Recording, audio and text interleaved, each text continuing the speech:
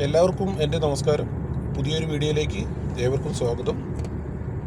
ഇന്ന് ഞാൻ പറയാൻ വേണ്ടി പോകുന്നത് മൊബൈൽ ഫോണിനെ കുറിച്ചാണ്. മൊബൈൽ ഫോണിൻ്റെ ഉപയോഗവും പിന്നെ ഗ്യാലറിയെ സംബന്ധിച്ച കുറച്ച് വിഷയങ്ങളും, നമ്മൾ വീഡിയോ റെക്കോർഡ് ചെയ്യുമ്പോഴുന്ന സമയത്തുണ്ടാകുന്ന പ്രശ്നങ്ങളും, ഫോൺ ഹാങ് ആവുന്നതിനെക്കുറിച്ചും സ്റ്റോറേജ് സ്പേസ് നഷ്ടമാവുന്നതിനെക്കുറിച്ചും ഉള്ള വിഷയത്തെക്കുറിച്ചാണ് ഈ വീഡിയോയിൽ ഞാൻ പറയാൻ വേണ്ടിയിട്ട് പോകുന്നത്. നമ്മൾ പുതിയൊരു ഫോൺ വാങ്ങുമ്പോഴത്തേക്കും ആൻഡ്രോയിഡ് ഫോണാണല്ലോ. ഇപ്പോൾ ഏകദേശം ആൻഡ്രോയിഡ് ഫോണിൽ നിന്ന് മാറി ഐഫോണിലേക്കും മറ്റും ക്യാഷിൻ്റെ വലുപ്പത്തിനനുസരിച്ച് തിരിഞ്ഞിട്ടുണ്ട് പലരും. അത് നല്ല കാര്യം തന്നെയാണ്. പിന്നെ മീഡിയം ടൈപ്പ് ഓഫ് ആളുകൾ ഇപ്പോഴും ഉപയോഗിക്കുന്നത് ആൻഡ്രോയിഡ് ഫോണിനെയാണ് ഡിപ്പെൻഡ് ചെയ്ത് മുന്നോട്ട് പോകുന്നത്. ഇപ്പോൾ ഞാനുൾപ്പെടെ ആൻഡ്രോയിഡ് ഫോണാണ് ഉപയോഗിക്കുന്നത്. നമ്മൾ മൊബൈൽ ഫോൺ വാങ്ങുമ്പോൾ എപ്പോഴും ഇപ്പോൾ പുതിയതായിട്ട് ഇറങ്ങുന്ന മൊബൈൽ ഫോണിൻ്റെ എല്ലാം സ്റ്റോറേജ് കപ്പാസിറ്റി എന്ന് പറയുന്നത് 120 GB ആണ് അവർ ഇൻബിൽഡായിട്ട് തരുന്നത്. പക്ഷേ നമ്മൾ പലപ്പോഴും മനസ്സിലാകാതെ പോകുന്ന ഒരു കാര്യം, നമ്മൾ 120 GB സ്പേസ് ഉണ്ടെന്നും പറഞ്ഞ്, സ്റ്റോറേജ് സ്പേസ് ഉണ്ടെന്നും പറഞ്ഞ് നമ്മൾ കണ്ട വീഡിയോസ് മുഴുവൻ ഡൗൺലോഡ് ചെയ്യുകയും നമ്മൾ നിരന്തരമായിട്ട്, ചിലപ്പോൾ ബിസിനസ്സുകാരോ മറ്റോ ആണെന്നുണ്ടെന്നുണ്ടെങ്കിൽ നിരന്തരമായിട്ട് ഒരുപാട് മെസ്സേജസ് വരാറുണ്ട് വാട്സപ്പിനകത്ത്. അപ്പം നമ്മളുടെ ഉള്ളിലെ ഒരു വിചാരം എന്താണെന്ന് വെച്ച് കഴിഞ്ഞാൽ, നമ്മളുടെ ഫോണിനകത്ത് 120 GB സ്പേസ് ഉണ്ടല്ലോ എന്നുള്ളതായിരിക്കും നമ്മളുടെ ഉള്ളിൽ കിടക്കുന്ന ആ ഒരു ബോധ്യം. മറിച്ച് മറ്റൊരു കാര്യം ഇതിനകത്ത് ശ്രദ്ധിക്കേണ്ടത്, മൊബൈൽ ഫോൺ വാങ്ങുമ്പോൾ ഇൻബിൽഡായിട്ട് 120 GB അവർ പറയുന്നു എങ്കിൽ പോലും ഏകദേശം 35 GB ഈ ആപ്ലിക്കേഷനിലൂടെ ഇൻബിൽഡായിട്ട് വരുന്ന ഫോണിനകത്തുള്ള ആപ്ലിക്കേഷൻ തന്നെ ഏകദേശം 35 GB സ്റ്റോറേജ് സ്പേസ് ഇതിന് വേണ്ടിയിട്ട്, ആപ്ലിക്കേഷന് വേണ്ടിയിട്ട് തന്നെ ചിലവായി പോകുന്നുണ്ട്. ബാക്കിയുള്ള 85 GB നമുക്ക് ഇതിനകത്ത് നമുക്ക് ഉപയോഗിക്കാൻ കിട്ടുന്ന സ്പേസ് എന്ന് പറയുന്നത്.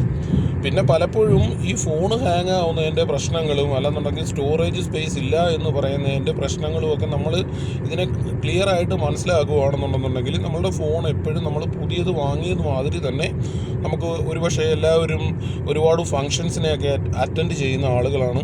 പലപ്പോഴും നമ്മൾ ചിലപ്പോൾ ഒരു വിവാഹ പാർട്ടിക്കൊക്കെ പോകുമ്പോഴത്തേക്ക് സ്വാഭാവികമായിട്ടും നമ്മളുടെ ഫോണിലൂടെ കുറച്ച് രംഗങ്ങൾ ക്യാപ്ചർ ചെയ്യണമെന്ന് സ്വാഭാവികമായിട്ടും വിചാരിക്കുന്ന ആളുകളാണ് നമ്മളിൽ എല്ലാവരും. ഓൾമോസ്റ്റ് ആളുകളും അങ്ങനെയൊക്കെ തന്നെ ചെയ്യുന്നവരാണ്.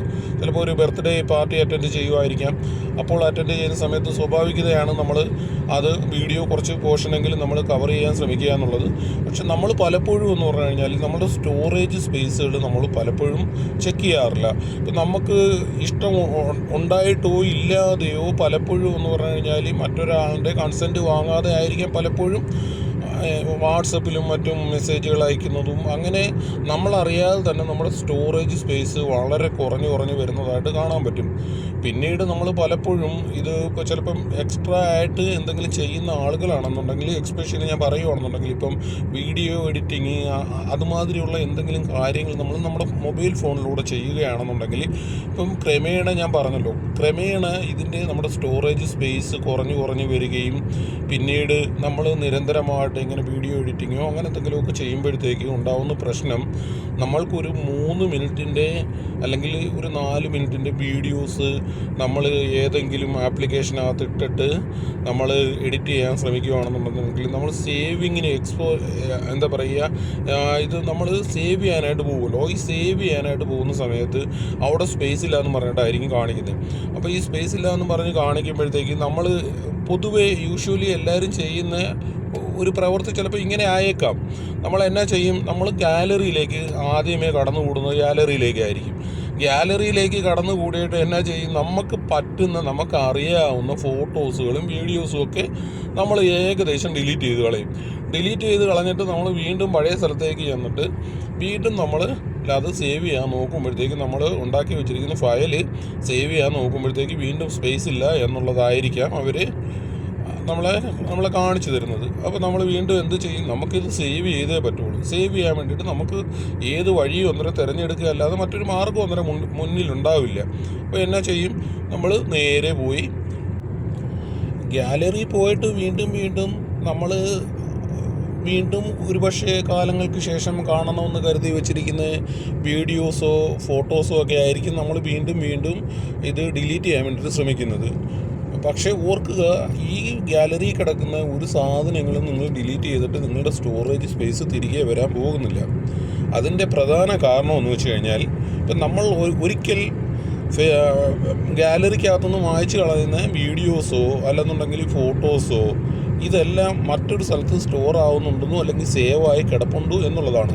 അത് നമ്മൾ കണ്ടുപിടിച്ച് അതിന് പരിഹാരം നൽകാത്തിടത്തോളം കാലം നിങ്ങൾ ഏതെല്ലാം ആപ്ലിക്കേഷൻസ് റിമൂവ് ചെയ്താലും, നിങ്ങൾ എത്ര ഫോട്ടോസ് ഡിലീറ്റ് ചെയ്താലും, എത്ര വീഡിയോസ് ഡിലീറ്റ് ചെയ്ത് കഴിഞ്ഞാലും നിങ്ങളുടെ ഫോണിൽ നിങ്ങൾക്ക് മെസ്സേജായിട്ട് കാണിക്കുന്നത് നിങ്ങളുടെ ഫോണിൽ സ്പേസ് ഇല്ല എന്നുള്ളത് തന്നെ ആയിരിക്കും. അതുകൊണ്ട് പോകാൻ പറ്റുന്ന വഴി എന്ന് വെച്ച് കഴിഞ്ഞാൽ, ഇതിനകത്ത് പരിഹാരം കണ്ടെത്താനാണ് ആഗ്രഹിക്കുന്നതെന്നുണ്ടെന്നുണ്ടെങ്കിൽ നേരെ ഗാലറി എന്നുള്ള കോൺസെൻട്രേഷൻ കളഞ്ഞിട്ട് നേരെ പോകുക, ഫയൽ മാനേജറിലേക്ക് പോകുക. ഫയൽ മാനേജർ ഓപ്പൺ ചെയ്യുക.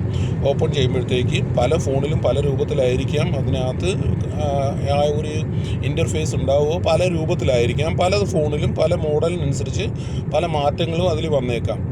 അപ്പോൾ അവിടെ ആ റൈറ്റ് സൈഡിൽ കാണുന്ന 3 ഡോട്ടുണ്ട്. ആ 3 ഡോട്ടിനകത്ത് ക്ലിക്ക് ചെയ്യുക. ക്ലിക്ക് ചെയ്യുമ്പോഴത്തേക്ക് കുറേ ഓപ്ഷൻസ് ഇങ്ങനെ നമ്മുടെ മുമ്പിൽ കാണാൻ പറ്റും.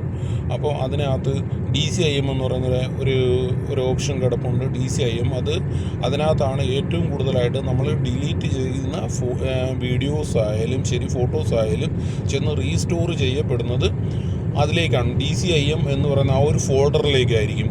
ആ ഫോൾഡർ ഓപ്പൺ ചെയ്യുക. ആ ഫോൾഡറിൽ നിന്ന് പൂർണ്ണമായിട്ടും വീഡിയോസ് ഡിലീറ്റ് ചെയ്ത് കളയുക. അപ്പോൾ തന്നെ നിങ്ങൾക്ക് ഏകദേശം സ്പേസ് തിരികെ വന്നതായിട്ട്, സ്റ്റോറേജ് സ്പേസ് തിരികെ വന്നതായിട്ട് നിങ്ങൾക്ക് കാണാൻ കഴിയും. അതിനോടകം തന്നെ അനുബന്ധമായിട്ട് അവിടെ ഡൗൺലോഡ് എന്ന് പറയുന്ന ആ ഒരു ഫോൾഡർ ഉണ്ടാകും. അങ്ങനെ കുറച്ച് ഫോൾഡേഴ്സ് അവിടെ ഉണ്ടാകും. ആ ഫോൾഡേഴ്സും ഓരോന്നായിട്ട് നിങ്ങൾ സെലക്ട് ചെയ്യുക. സെലക്ട് ചെയ്ത് അതിനകത്തുനിന്ന് എല്ലാം ഡൗൺലോഡ് ആക്കിയിരിക്കുന്ന വീഡിയോസ് ആയാലും ശരി, നിങ്ങൾക്ക് ആവശ്യമില്ലാത്തതെല്ലാം നിങ്ങൾ അവിടെ നിന്നുകൊണ്ട് ഒരിക്കൽ കൂടി ഡിലീറ്റ് ചെയ്യുകയാണെന്നുണ്ടെങ്കിൽ നിങ്ങളുടെ സ്റ്റോറേജ് കപ്പാസിറ്റി ഇപ്പോൾ 1 GB നിന്ന് നിങ്ങൾക്ക് ചിലപ്പോൾ ഒരു 30 GB 40 GB ആയിട്ട് ഇൻക്രീസ് ആയതായിട്ട് നിങ്ങൾക്ക് കാണാൻ കഴിയും. മറ്റൊരു റിക്വസ്റ്റായിട്ട് പറയാനുള്ളത്, കഴിയുന്നവർ സബ്സ്ക്രൈബ് ചെയ്ത് എന്നെ സപ്പോർട്ട് ചെയ്യണമെന്നുള്ള കൂടി ഞാനിതിൻ്റെ മുന്നോടിയായിട്ട് പറയുന്നു. പിന്നീട് ഇപ്പോൾ ഞാൻ ഇതിന് വിവരണം നൽകിയിരിക്കുന്നത് വോയിസിലൂടെയാണ്. ഇതിൻ്റെ സ്ക്രീൻഷോട്ട് എന്ന് വെച്ചാൽ ഇത് എങ്ങനെയാണോ ചെയ്യുന്നതെന്നുള്ള ഇതിൻ്റെ നിങ്ങൾക്ക് വീഡിയോ ആവശ്യമാണെന്നുണ്ടെങ്കിൽ താഴെ വന്ന് കമൻറ്റ് ബോക്സിൽ പറയുകയോ അല്ലെന്നുണ്ടെങ്കിൽ നിങ്ങളുടെ നിർദ്ദേശം അറിയിക്കുകയോ ചെയ്യുകയാണെന്നുണ്ടെന്നുണ്ടെങ്കിൽ ഇതിൻ്റെ വീഡിയോ ഞാൻ ചെയ്തിട്ട് വീണ്ടും അപ്ലോഡ് ചെയ്യുന്നതായിരിക്കാം.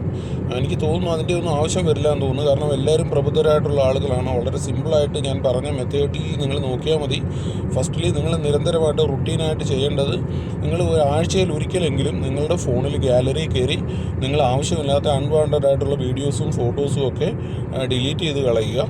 ഒപ്പം ഗാലറിയിൽ നിന്ന് മാത്രമല്ല, അതിന് ശേഷം പോകേണ്ടതെന്ന് പറഞ്ഞു കഴിഞ്ഞാൽ ഞാൻ പറഞ്ഞു, ഫയൽ മാനേജറിലേക്ക് പോകുക. ഫയൽ മാനേജർ ഓപ്പൺ ചെയ്യുക. ഓപ്പൺ ചെയ്തതിന് ശേഷം അതിനകത്ത് DCIM എന്ന് പറയുന്ന ഫോൾഡർ ഓപ്പൺ ചെയ്യുക.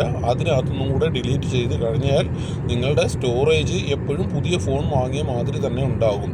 അതല്ല ഇനിയും എന്തെങ്കിലും സംശയങ്ങളോ കാര്യങ്ങളോ ഈ വോയിസിലൂടെ നിങ്ങൾക്ക് ഇത് ക്ലിയറായിട്ട് ചെയ്യാൻ കഴിഞ്ഞില്ല എന്നുണ്ടെങ്കിൽ, ഇത് ഒരുപാട് ആൾക്കാർക്കും അറിയുന്നവർ തന്നെയാണ്. ഞാൻ അറിയാത്തവർക്ക് വേണ്ടിയിട്ട് മാത്രം പറയുന്നു എന്ന് മാത്രമേ ഉള്ളൂ.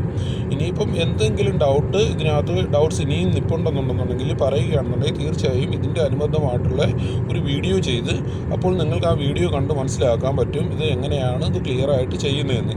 അപ്പോൾ എന്ത് തന്നെ ആയാലും നിങ്ങൾക്ക് എല്ലാവർക്കും ഒരിക്കൽ കൂടി നന്ദി രേഖപ്പെടുത്തുന്നു. ഇത്രയും നേരം ഈ ഒരു ചാനലിലൂടെ ഈ വീഡിയോ കണ്ടതിന് നിങ്ങളോട് നന്ദി രേഖപ്പെടുത്തുന്നു. Thank you.